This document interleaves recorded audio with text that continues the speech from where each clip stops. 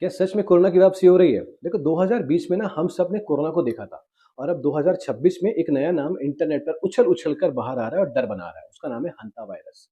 क्या ये अगला कोविड है? क्या फिर दुनिया लॉकडाउन की तरफ आगे बढ़ रही है या सोशल मीडिया हमें फिर से डर बेच रहा है? देखो समुद्र के बीचों-बीच एक लग्जरी क्रूज़ शिप है, लोग छुट्टी मना रहे हैं, डांस कर रहे हैं, पार्टी कर रहे हैं, म्यूज़िक चल रहा है, लेकिन उसी जहाज़ पर धीरे-धीरे लोग बीमार पड़ने लगते हैं। पहले बुखार आता है, फिर कमज़ोरी आती है और फिर साँस लेने में दिक्कत आती है और कुछ दिनों के बाद में इंसान मर जाता है। और फिर पता चलता है कि इसके पीछे जो था वो था हंता वायरस। अब ये आखिर है क्या? देखो ये वायरस नया नहीं है, लेकिन अचानक न्यूज़ में इसलिए आ रहा है क्योंकि एक इंटरनेशनल क्रूज़ शिप में इसके केस मिल जाते हैं।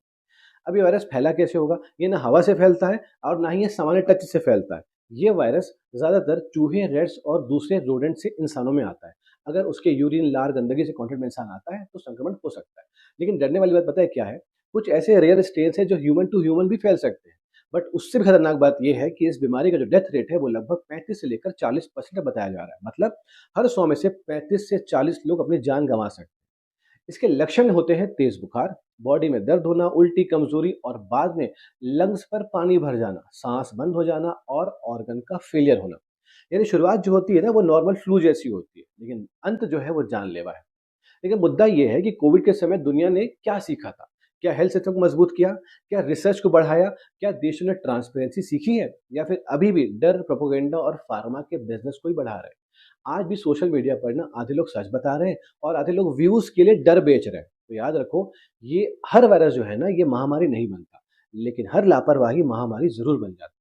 डब्ल्यूएचओ ने बहुत साफ साफ कहा है भाई, ये दूसरा कोविड नहीं है। इसका स्प्रेड अभी बहुत ही लिमिटेड माना जा रहा है, लेकिन लेसन बहुत बड़ा है कि दुनिया जितनी कनेक्टेड होगी, बीमारियां उतनी तेजी से सीमाएं पार करेंगी। और याद रखना, इतिहास गवाह है इस बात का कि वायरस से लड़ाई सिर्फ दवाइयों से नहीं, बल्कि एक सही जानकारी और जागरूक जनता से जीती जाती है। अब कमेंट में जरूर बताना, क्या दुनिया अगले पैंडेमिक के लिए तैयार है या फिर हम अभी भी पिछली गलतियों से कुछ नहीं सीखा। कमेंट में जरूर बताइएगा। बहुत बहुत धन्यवाद।